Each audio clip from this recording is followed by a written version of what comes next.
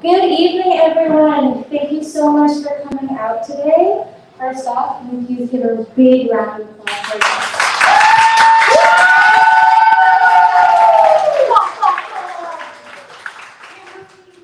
It's nice to see your faces in person. Thank you all for tuning in on the live stream as well. So I will just get started quickly. We're speaking on, Danielle is speaking on her beautiful book, Like We Still Speak. It deals with situations of death and family with haunting honesty. It's absolutely stunning. So I just ask us to please keep our phones on silent. And without further ado, let's start. All right, thank you so much to Busboys for hosting and to the event team for all your incredible coordination. I am Holly Mason Badra. I am also a poet. I'm Danny's wife, and I will be up here in conversation with Danielle in between her readings. So she'll read, and we will also have some questions. And then later on in our programming, we'll have a chance for audience Q&A if the audience has any questions for our poet. So we'll start with the reading. Danielle, over to you. Okay. Well, thanks everybody for coming out tonight or tuning in virtually. So I'm going to start with a poem. The title poem of the book, Sister, Sister, starts on page 3 of the book if you have the book with you. And just a little precursor, the right side of the page, all the way throughout the poem, is a poem that my sister wrote for me for my 23rd birthday. And at the time I thought she was cheap. And I did not really find, I was not very grateful at the time for the gift. I thought, why didn't you buy me something? But in retrospect, I'm very thankful for this poem gift. So I'll start with this one. Sister, Sister.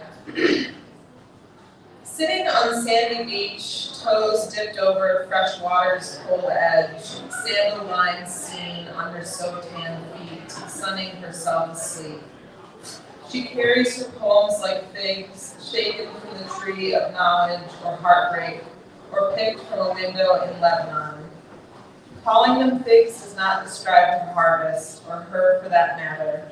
It does not tell you how important she is to me, or everything I haven't said.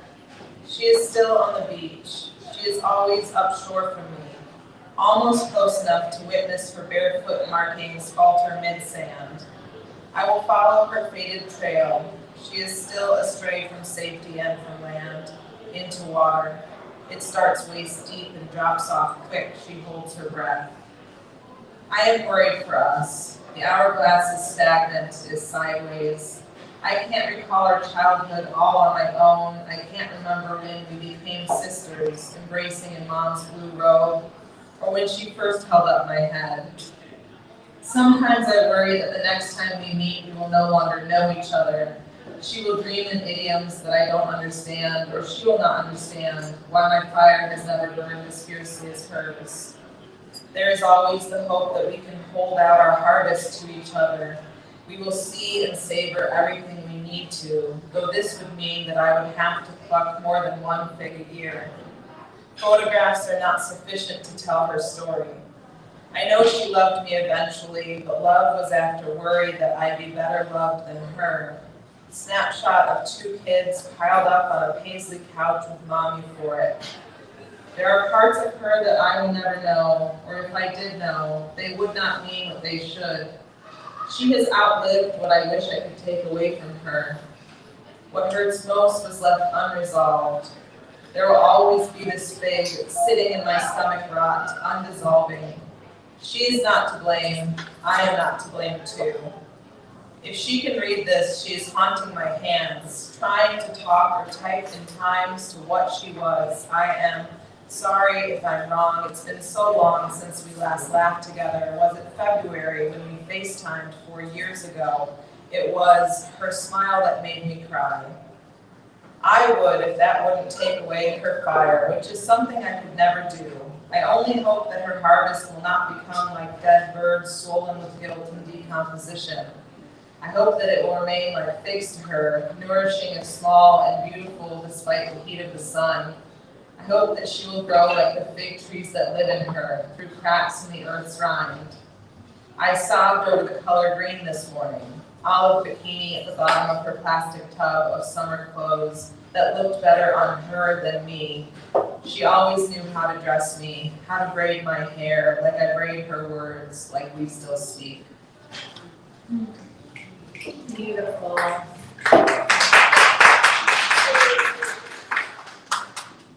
love that poem. So I'm going to ask the question now.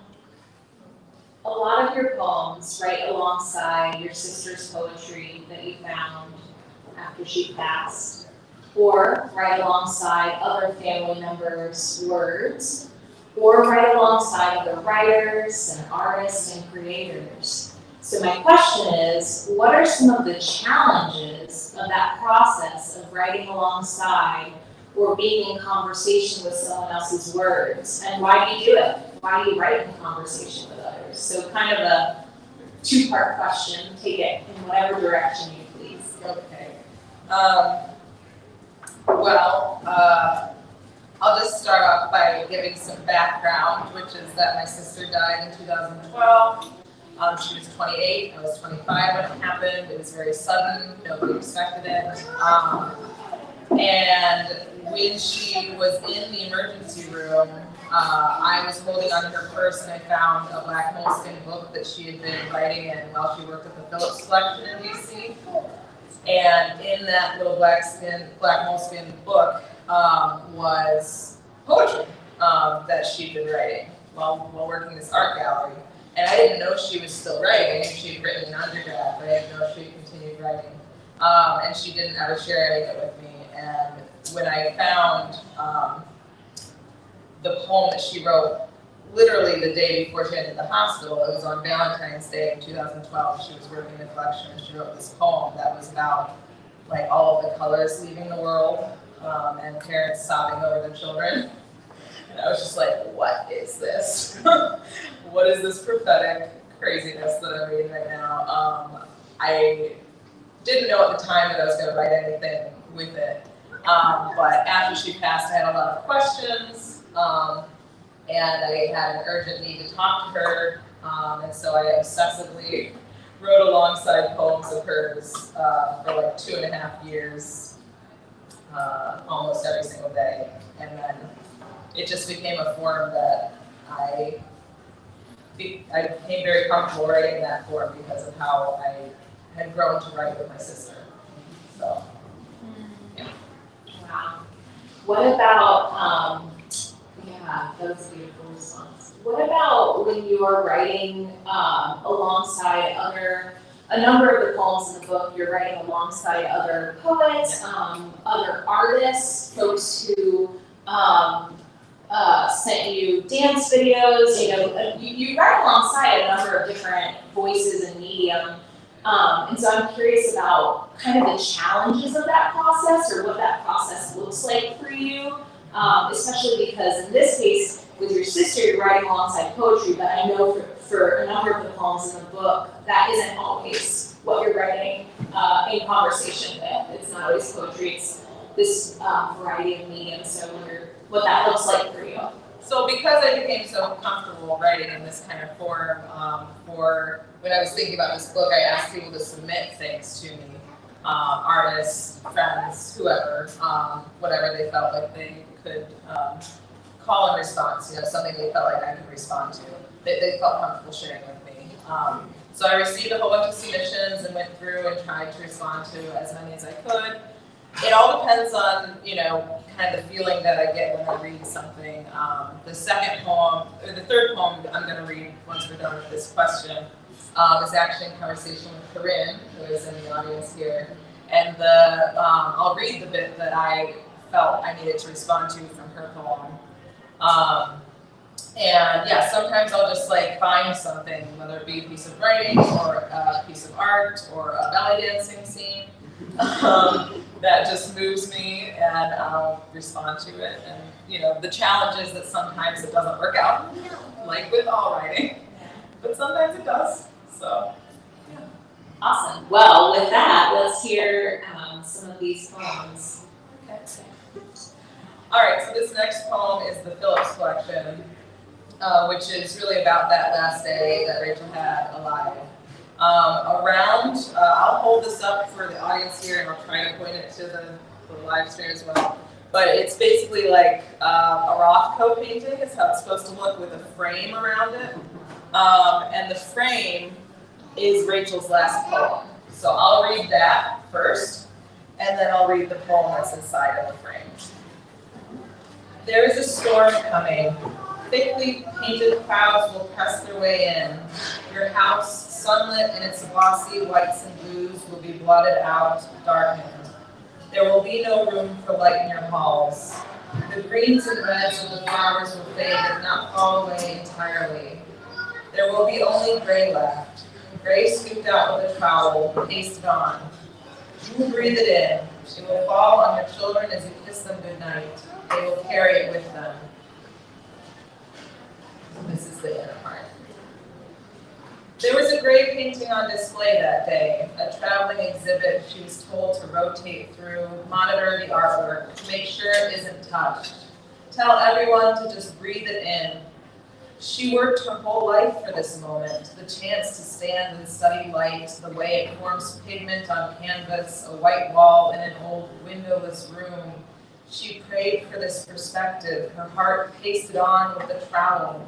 She always knew there was a storm coming, one she had met before, been soaked by such torrentials, she walked around prepared for it. Pen ready and paper, she sheltered her words close. She must have known this would be her final Rothko, her last time worshiping the stark open chapel, a poem in the black book she kept in her purse. She carried it with her while she worked the collection, guarding art and guiding art lovers. Where the greens and reds of the flowers will fade, sunlight is carefully located. The thickly painted clouds will press their way in, will rearrange the way she lived, so close to vibrant colors, her arm hair electric, her skin aglow in a way she understood the after effect of living and how it pays homage to both birth and death all in one fleeting moment. She predicted that there will be no room for light in halls.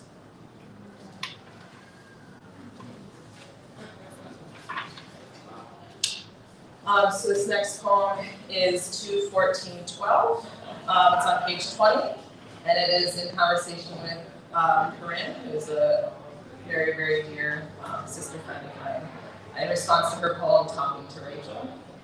And the words that I pulled, I'll read first. It's the middle column, or actually I'll read the first column, and then the middle column and the last column, and then I'll read it all together. But just know that the second column I read is Corinne. Okay. I was just waking up. EMTs said on Valentine's Day, that day was a weightless cadaver that kept her. She pulled away a blanket and gown where bandages crossed over sternum, around rib cage, below breasts, which lay unharmed. Erect sleep concealed her convulsing. Her open heart became a dream. Cardinals awaiting tubes of blood rising. I was just waking up. She pulled away, erect sleep. EMTs said a blanket and gown concealing her convulsing on Valentine's Day, where bandages crossed her open heart, that day crossed over, became a dream, was a weightless sternum, cardinals awaiting cadaver around rib cage, below tubes of blood that kept her breasts rising, which lay unharmed. And what I was really drawn to with that poem and why I needed to respond is that Prim was witness in the hospital to something that I did not see when I was there. We were both there for like a whole week while Rachel was dying, and I must have been in the cafeteria or away, and Prim was with her when I think that a nurse or somebody came in to change her or wash her, and so she was able to see what she looked like with the tubes and everything. In my mind, I always saw a Frida Kahlo type painting with like her whole center ripped open. And when I saw in this image in Corinne's poem, it I don't know, it provided me comfort, but also a new image of that moment that her breasts like unharmed, that it wasn't just this hole down the center of her. Anyways, so then the next poem, and then we'll go to another question, is also in conversation with a friend, E. Rhodes Hewitt's The Labyrinth is the poem I responded to, and I will read their side, and then my side. So this is Mother Once Told. Mother once told, head of black pearls, once told me we are like the rhododendron, which blooms large, bright, and heavy in the woods, belonging to the far place where the sun rises, even if everyone has forgotten. Mother once told, whose shoulders are load-bearing, once told me, struggle is a noun we carry with us. In pockets of shadow where light never pauses, I watched my sister die beneath the moon still shining, her shoulders still, I held her up. Mother once told, head of black pearls, whose shoulders are load-bearing, once told me we are like the rhododendron, once told me struggle is a noun we carry with us, which blooms large, bright, and heavy in the woods, in pockets of shadow where light never pauses, belonging to the far place where I watched my sister die. The sun rises, even if beneath the moon still shining. Everyone has forgotten her shoulders still. I held her up. Wow, yeah.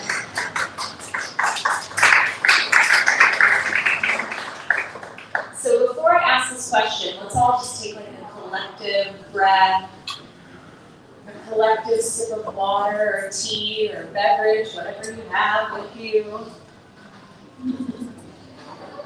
And I just want to say that, I've read this book several times, but here I didn't make this, you wanted. I do. I love the book. I love the book genuinely. But hearing you read these poems is a whole different experience. To get the chance to hear the poems in your voice, but also to hear the way the poems come together in harmony, hearing the multiple voices layered is just a really remarkable experience. And it's sort of, hearing it out loud, I think brings the work to life in a new way. So for this next question, thinking about poetic lineage, do you remember the first or some of the first poems you encountered that sparked something in you and made you think, this poetry thing is something special? Yes. Yes, so in high school, I remember my sister presenting to me some poems that she thought would help me through some hard times. I was struggling a bit in high school with a number of different identity-related issues. And she thought I should read Litany for Survival by Audre Lorde and Power by Anya Rich. And I just remember connecting to those poems very deeply, and especially the way that they made me feel empowered by words and also healed by them. And I really feel like those two themes of empowerment and healing have been something that I've carried with me throughout, the rest of my writing career and onward. So I love that. Hope to carry with me onward at least, yeah. Yeah, I love that. Yeah. That's beautiful. What a gift. Yeah. I didn't know that she introduced you to poetry. That's I'd read poetry before that, but when I was struggling, she had shared that. yeah. That's great. Yeah. Well, let's hear some more poems, Danielle. Okay. All right. So these next two are both also in conversation, but they're not column poems. So the ones previously, there'd be like one column and another column and a reading in between. The next poem is Molten on page 49. And this is in conversation with another friend, Meg Churin, who submitted a poem to me that I put out in the call. I really connected with this and needed to respond. So this is Molten. Raw heat of my childhood, brotherhood with a boy blew into my veins. Those stories, those pomegranates pierced seeds, sour juices oozing through bruised rind, shred the boils off this skin, hollow this honeycombed cavern, lava coursing my capillaries, love ephemeral as a brother who let loose his furio by pummeling my arteries, hide or seek in his back shed, shocking my heart into seeing that same hatred holding my Oshkosh overalls at my Achilles tremble. And I apologize, I did not give a content warning. These next two poems do deal with assault. So Molten, and then this next one is I Was Told to Break the Cycle, which is in conversation with Erin Coleman, another poet friend. So, I was told to break the cycle. It's on page 50. And it was violence, beckoning violence to come back again, stuck in an ache for more ache, and aching for someone to suffer, like meat ground up in a meat grinder still needs more grinding in our teeth, the gristle of muscles we wanted to forget, the fear we feared for repetition of the same sad mistakes in our throats, an obvious scream for someone like me to echo. We refused the refuse of our inheritance, of a pain passed down, to go on this way, to go on this way, to go on this way. Thank you so much. So I just have a couple more questions before we open up the space for audience questions. So I know that we've talked about this in another interview, but I think it's really special and powerful that you got to share the news of this poetry prize with your father before he passed. So I'm wondering if you can talk a bit about receiving the news that you won the 2021 Etel Adnan Poetry Prize, and of course taking a moment to recognize Etel's recent passing as well, and the incredible legacy of poetry that she leaves behind. And so if you could sort of talk about receiving that news and what that meant to you, and then also being able to share that news with your father before he passed. Sure. It's another cheerful topic. Yeah, so I received the news of the prize last August, I want to say, which was about a month before my father passed. He had been battling dementia and some other medical issues up until that point. And I was not entirely sure whether or not he would be able to process the news when I told him. I was not with him initially when I found out, and I called him over the phone and I told him. And the first thing he said is he was so excited he wanted to run around in the yard naked. So that's cool. I think it really, he understood the largeness of the prize, I suppose, in that. But then when I finally was in person with him again and I read to him the news, there was like a publication that announced the press release, yeah. And he started to cry, and I could tell that even if he didn't understand fully what was happening, he told me he was proud, and he was just excited that I was going to be able to get published. But I was just thankful that I was able to tell him, as he is the one who, it represents my Arab side, that I was able to tell him before he passed that I won this prize that is for Arab American writers, folks of Arab lineage. So it was really meaningful to me to be able to tell him before he passed. Yeah. So a little bit of an insider scoop. I was there the day that we got the news. I was on a work meeting working from home. And I remember you came out of your office space and I think you had your phone in your hand and you were like, oh my gosh, Holly, I just won the Etel Adnan Poetry Prize. And then I remember I was in this work meeting and I was like, guys, I gotta go. I have to go celebrate. And we were just jumping up and down, so excited. And then I was also there that day that you told Baba the news, and I remember him saying something to the effect of how just like tremendous it made him feel. He really was so proud of you and definitely excited for you. So, yeah. Well, speaking of Baba, let's hear some poems with him present in the poems. So yeah, these next poems are about, or with, or use his words. So this next one, Gazing at the Unforgettable, that's a phrase that he said to me when we were FaceTiming a couple months before he passed. He'd gotten to a point where he really wasn't speaking very much, but I still tried to FaceTime with him here and there. And he was just like staring at me. And I was like, hi, you know, hey Baba. And he just stared and stared. And I said, what are you doing? And he said, I'm gazing at the unforgettable. And it like broke me into the pieces.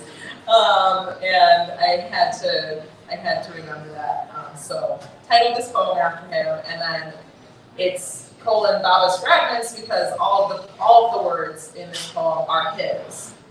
He was speaking in fragments, you know, leading up to his death.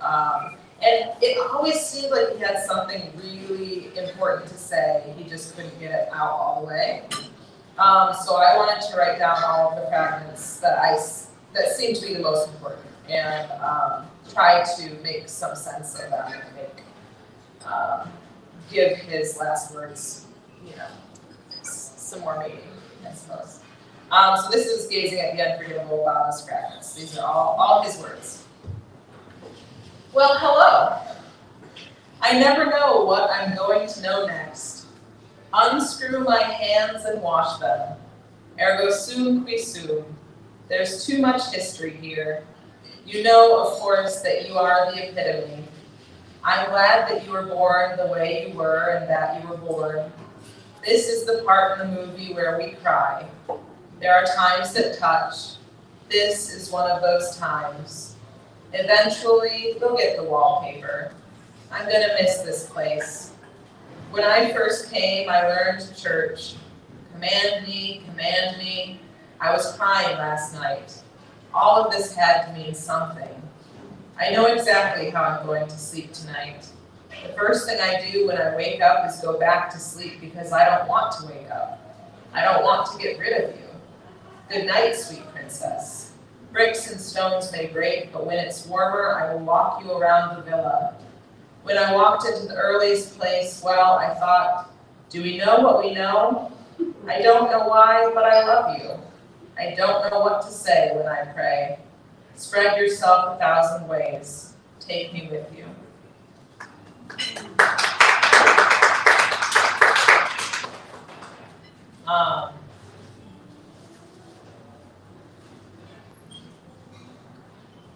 Right.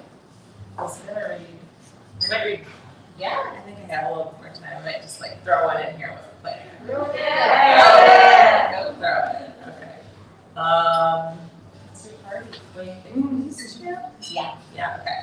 All right. So these next two are titled Father and Sister, and they are, not that this really matters, but some of you might be curious about it. They're analytic dictionary poems. So I basically took the word father and then used each of the letters F-A-T-H-E-R to form other words, and then the poem built off that. Same thing for sister. Anyways. Okay, so here's father. Faithful apple taster relishes the core, a poison at the center, every variety he's eaten in pleasure. Sinister Eden lodged between his teeth. His narrative includes hunger, an embellished eternity, his hollowed ulcers enshrine. Sister, sarcastic idol singer, tempting even rational minds to adore death, inciting envy from the very angle of radiance, The ground paces near her image as though endemic, as though her only sorrow is resilience, not necrosis, her own nebulous magic, her empire, tragically crimson, lilts. All right.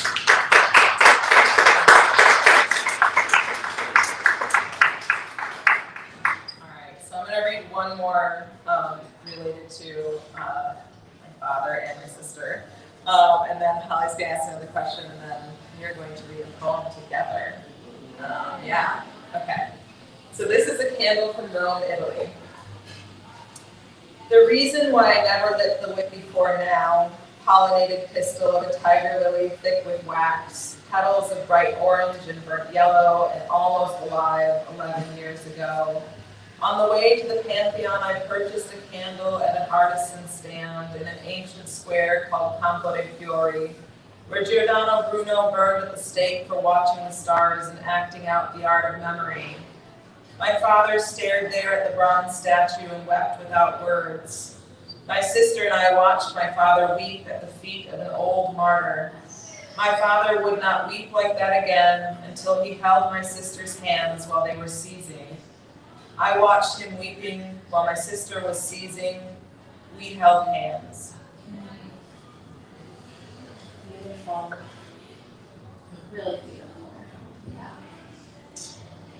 Yeah. So this last question that I have, and we'll have time for audience questions, so hopefully the final question is better than this one. This last question is sort of just thinking about the art of reading aloud, and I know for me as a poet, and I'm sure other writers, poets and prose writers feel this way, there are certain poems that you have in your collection that you just like love reading out loud, like they just like roll off your tongue. And then there are others that you're kind of like, that's great on the page, I'm not sure I want to perform that poem. So my question for you is, are there poems in your collection that you particularly enjoy reading out loud most, and what? And do you have thoughts on why that might be? Yes, I do have preferences to which ones I read out loud. In particular, ones that have a certain cadence. I don't know if you saw by the last poem I was reading, it was kind of going like this as I was reading it.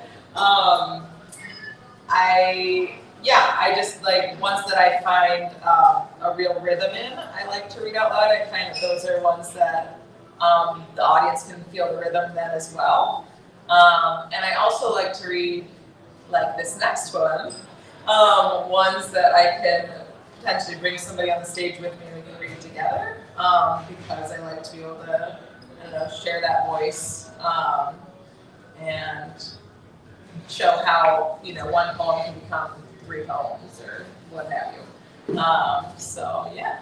That's so interesting you say that, sorry to interrupt, but I remember when we met in grad school, and when we were in the program together, and one of our peers asked you, I think, if you played a musical instrument, and because like your poems often, especially in grad school, had that sort of cadence and rhythm.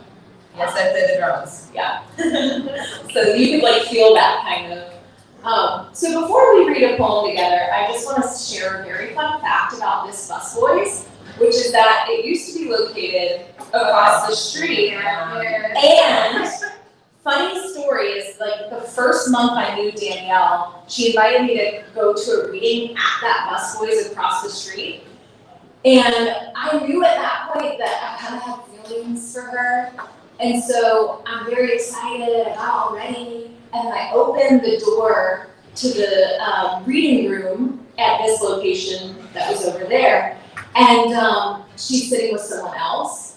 And I was like, oh man, my heart like sank into my stomach because I thought this was maybe gonna be like just us, but there's someone else there. And that was kind of the moment I realized, whoa, like I have a serious crush here if I'm upset by this. And now we're married, so it worked out.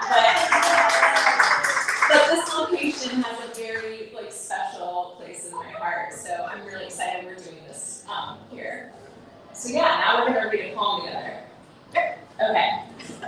So this is the last poem in the book, and I just want to point out, I started off with the first poem, Sister, Sister, and one of the intentional moves I did make with this book was starting and ending the book with essentially love poems. The first poem is a love poem for my sister, and the last one is a love poem with my partner.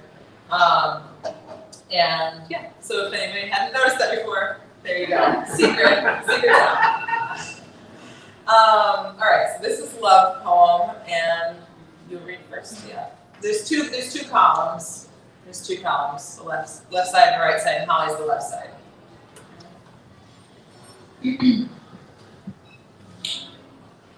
We eat orchid for breakfast. This love is an outlier. Interpreter of my sighs, you ask, what is it? When I bought the print of two women, I didn't yet know it would be of us. My heart, trouble builds above our valley. Beloved, your neck is soft and sweet in the morning. The image is usually of rock. I see a feather. Your willingness to be blown in the wind of my grief. My mouth moves anger, but means to say gratitude. You cannot, will not. Luminous point, incandescent. A star is both light and balm. A rosemary olive oil toast. This loaf is still soft at the center. 1 or 2 slices, Habibti. You say you see mold on the crust. You say throw the whole thing away. I cut the crust off and feed us anyway. Pumpkin buttered in late autumn, we survive on the slight rot of winter. You who display Gerbera daisies at my bedside in an old sake glass, balanced on the brink of catastrophe. You are graceful with your loss, your fruit poured. I am always decomposing. Your mouth moves night, but means to say luminous. I have to relive that lunar cycle. You and I are moonshine, the stuff gold is made of. We eat orchid for breakfast. A rosemary olive oil toast. This love is an outlier. This loaf is still soft at the center. Interpreter of my sighs, you ask, 1 or 2 slices, Habibti. what is it? You say you see mold on the crust. When I bought the print of two women, You say throw the whole thing away. I didn't yet know it would be of us. I cut the crust off and feed us anyway. My heart, Pumpkin buttered in late autumn. trouble builds above our valley. We survive on the slight rot of winter. Beloved, your neck is soft and sweet. You who display Gerbera daisies In the morning, at my bedside in an old sake glass, the image is usually of rock. balanced on the brink of catastrophe. I see a feather. You are graceful with your loss. Your willingness to be Your fruit poured, I am blown in the wind of my grief. always decomposing. My mouth moves anger, Your mouth moves night, but means to say gratitude. but means to say luminous. You cannot, will not. I have to relive that lunar cycle. Luminous point, incandescent. You and I are moonshine. A star is both light and balm. The stuff gold is made of.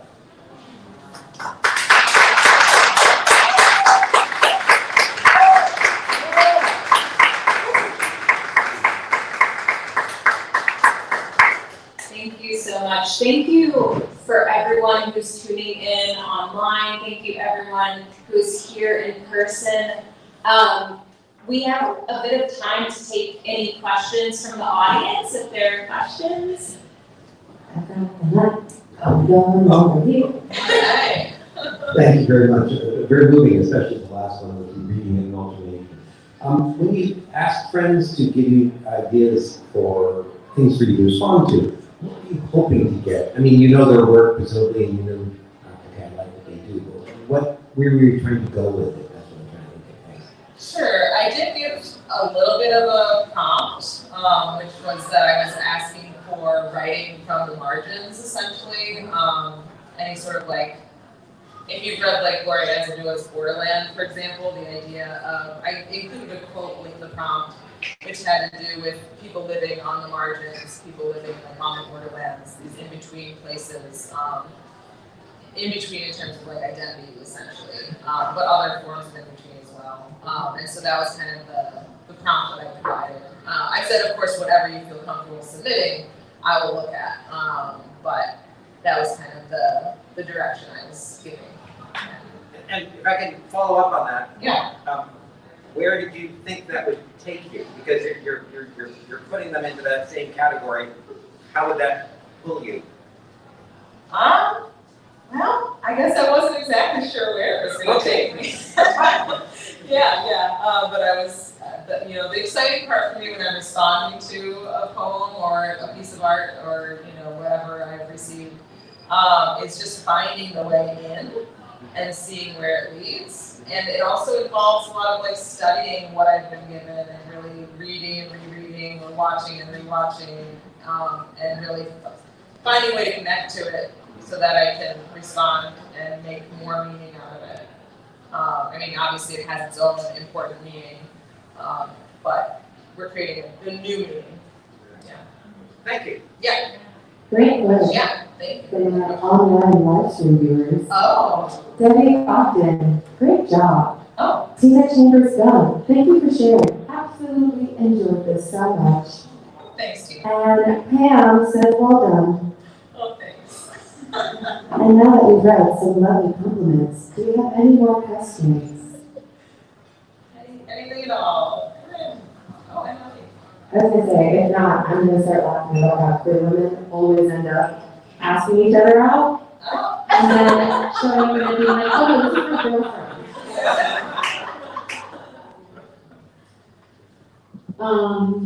I'm not sure how to say this question exactly. It's always incredible to me that you put your It's the heavens.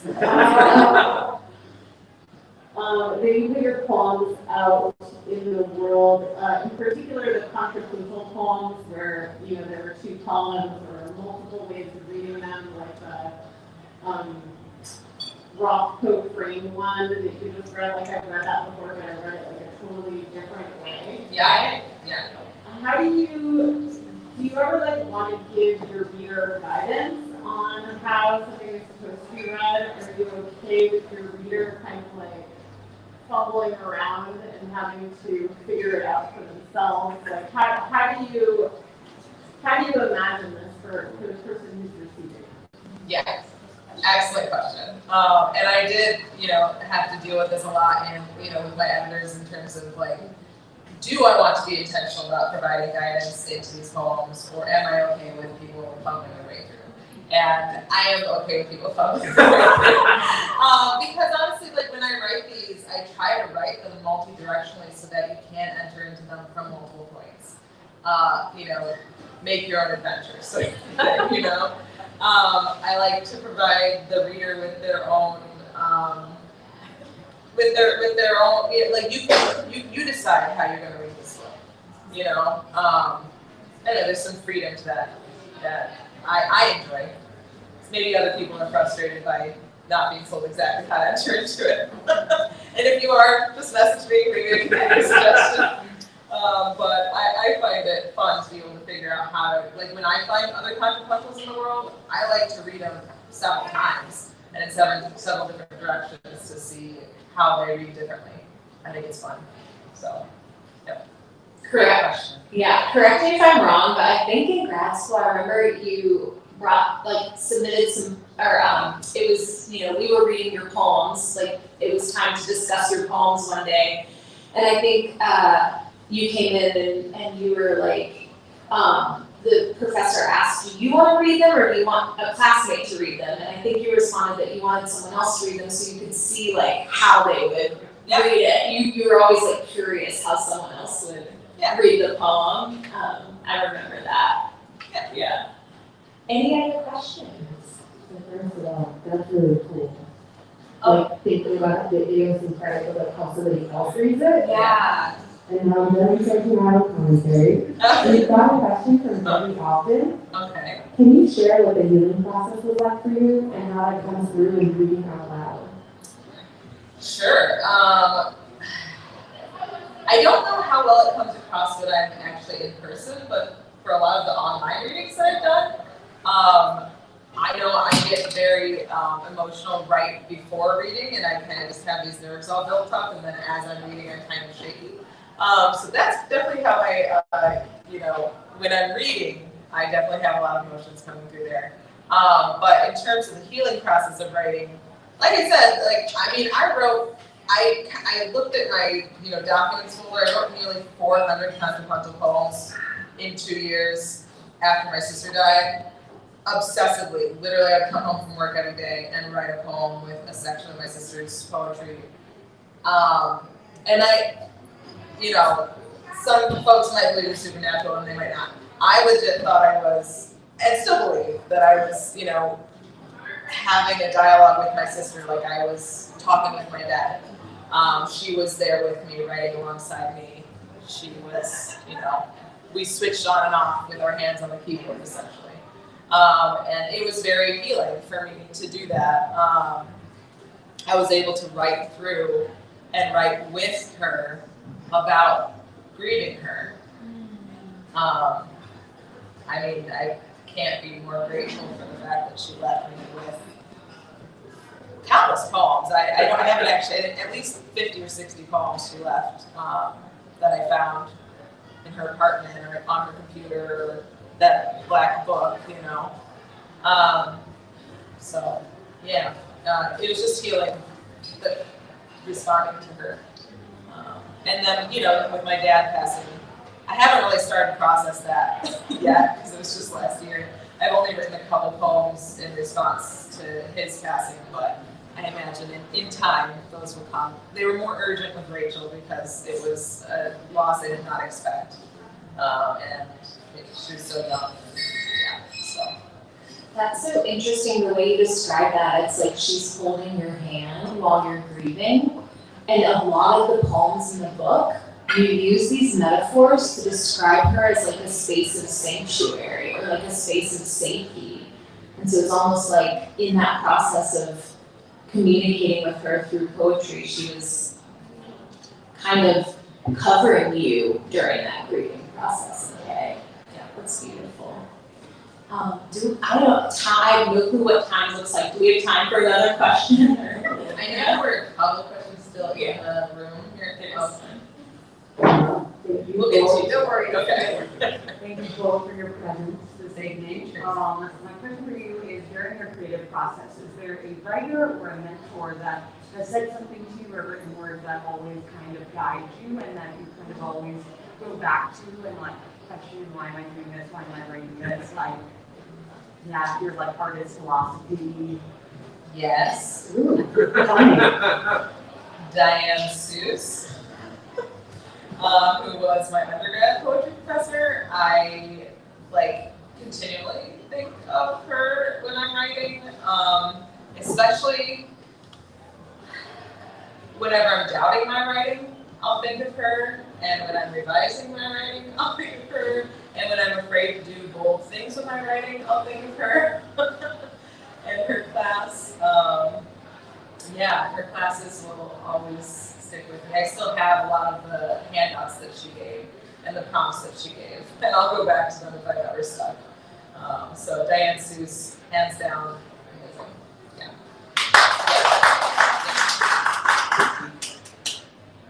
Cool, anybody else?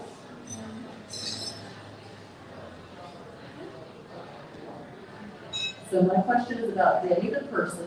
Oh. How old were you when you first wrote your first voluntary poem? So the one that wasn't part of an assignment. Right. And then multi-part question here. And then when did you feel most drawn to this contrapuntal form? Sure. Excellent questions. Holly knows very well that I started to write poetry in middle school, that I rediscovered that journal, I don't know, at some point in recent years, that I read her, my middle school poetry. None of you will ever get to hear it.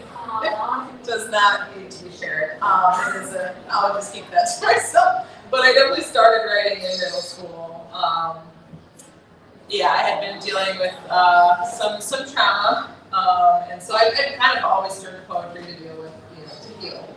And then the contrapuntal form, I definitely mostly started writing after my sister died, because I didn't know about it as a form. I did not know it was a form. I just needed a form to talk to my sister with, and so I thought I created a form, but it didn't. It existed. I found that out after the fact. But yeah, I had actually written one poem in the multi-column way before in undergrad in response to somebody had asked me to write a poem in response to like something that had been happening in Lebanon at the time, I think. And I'm Syrian Lebanese, anyway, so that's why they asked me to write something. And I ended up using a line from Lauryn Hill's To Zion, a quote from the Bible, and then my own writing to create a 3-column and, across the page poem that, it was pretty good for like undergrad. But that was my first time trying anything like that. It was fun to write. I think that's when I realized that I liked to write that way, and that my brain works like a puzzle. Like I like to puzzle things over. I'm kind of mathematic in a weird way, and so I've always felt comfort in the form. Yeah. Great question. Thank you. And now, I think you know this person, Badra. Oh yes, my mother. My mother is here, everybody.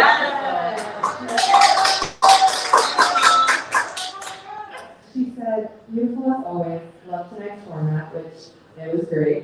And poetry before middle school. I still have some of those poems. Yeah,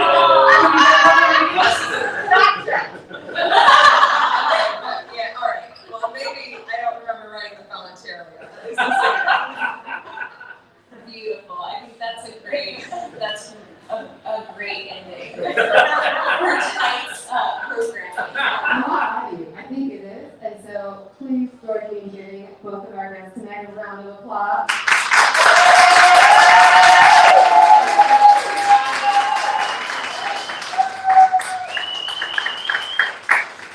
Thank you to Danielle and Holly, and thank you also to our folks here in person, our folks in the live stream. I got so much more than poetry. I got a queer little love story, and I loved it. And all right, if you're joining us through live stream, you can always get your copy of Legends So Speak, but Danielle will sign before we ship it out to you if you go onto the Eventbrite before 10 p.m. tonight. Otherwise, without further ado, I think we're going to end tonight's festivities. Thank you so much.